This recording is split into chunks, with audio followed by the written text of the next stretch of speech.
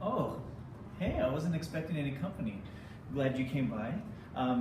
Now would be a good opportunity for us to go over some introductory information on the French Revolution. What do you say we get started?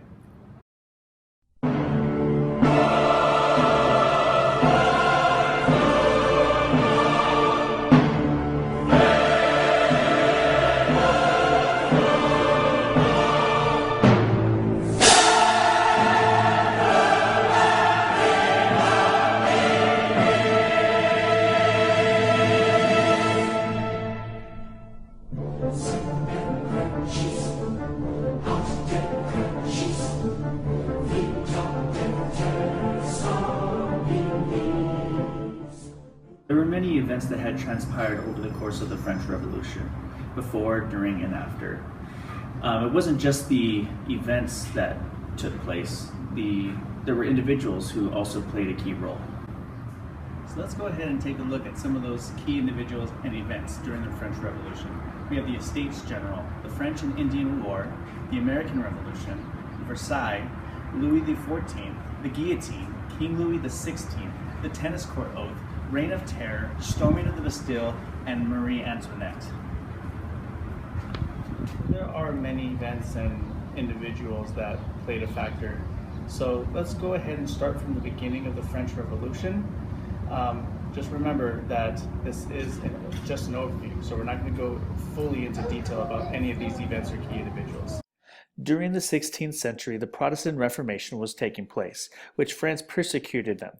In 1572, the French Catholics had killed 3,000 Protestants, known as the St. Bartholomew's Day Massacre. It was evident that France and the order in which it ran began to deteriorate. Louis XIV became king of France at the age of 5, but he was not in charge. Instead, Cardinal Mazarin was at the helm for 18 years. Louis XIV then had complete control and did not call the Estates General during his 72 years as king. Following King Louis XIV's death, he had increased royal power, made enemies in England and in Holland. He left France in enormous debt, and he was starving the French common people.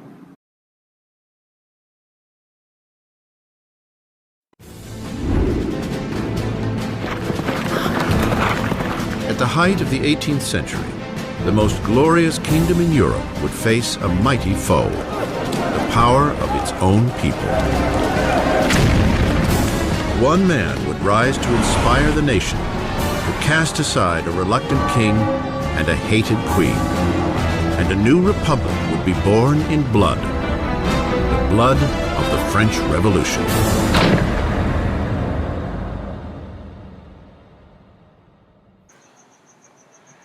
The old regime. The French Revolution had 3 estates. The first estate, the second estate, and the third estate.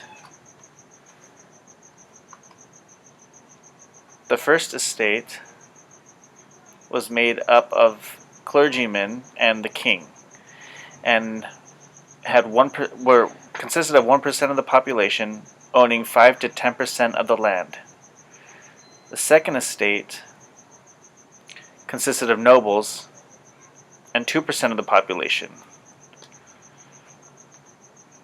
The third estate consisted of 97% of the population, and within there were 3 social classes: the bourgeoisie, city workers, and peasants. The people in this third estate paid all the taxes, and they had no voice in the government.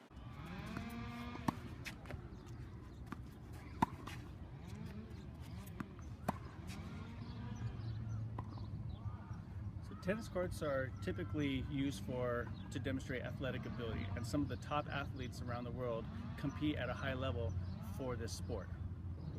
However, this was not the case for the members of the Third Estate. These people did not use tennis courts for athletic ability or athletic competition.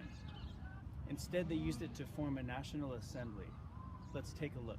In response to the crisis, Louis XVI called a meeting of the Estates General, the closest thing that France had to a national parliament, which hadn't met since 1614. The Estates General was like a super parliament made up of representatives from the First Estate, the nobles, the Second Estate, the clergy, and the Third Estate, everyone else. The Third Estate showed up with about 600 representatives. The First and Second Estates both had about 300, and after several votes, everything was deadlocked, and then the Third Estate was like, you know what, forget you guys. We're gonna leave, and we're gonna become our own National Assembly. This did not please King Louis XVI, so when the new National Assembly left the room for a break, he locked the doors, and he was like, sorry guys, you can't go in there, and if you can't assemble, how are you gonna be a National Assembly? Shockingly, the Third Estate representatives were able to find a different room in France, this time an indoor tennis court where they swore the famous tennis court oath, and they agreed not to give up until a French constitution was established. So to sum up the Estates General, King Louis XVI was forced to call the assembly, and this had not been done in 175 years. So the First Estate and the Second Estate always outnumbered the Third Estate when it came time to vote. So the bourgeoisie, they believed in the Enlightenment ideas, and they wanted a fair and equal vote.